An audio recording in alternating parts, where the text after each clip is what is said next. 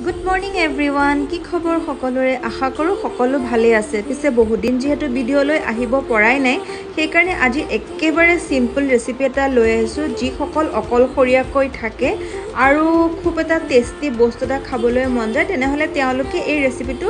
try কৰি চাব পাৰে প্ৰথমতে চিকেনখিনি বইল কৰি ল'লোঁ তাৰপিছত কাটি থৈ দিয়া যোনখিনি চব্জি আছিলে সেইখিনিও ল'লোঁ আৰু চিকেনখিনি দিয়াৰ আগতে ঘিউ আৰু অকণমান ৰিফাইন তেল দি তাতে চিকেনখিনি দি অলপ সময় ভাজি থাকিলোঁ তাৰপিছত পিঁয়াজ গাজৰ আৰু বিনছখিনি দি পেলাই অলপ সময় লৰাই থাকিলোঁ আৰু জোখ অনুসৰি হালধি জিৰা ধনিয়া আপোনালোকে নিজৰ ইচ্ছামতে যি দিব পাৰে দিব বিচাৰে দিব পাৰে মই অকণমান চিকেন মছলাও দি দিলোঁ তাৰপিছত যিহেতু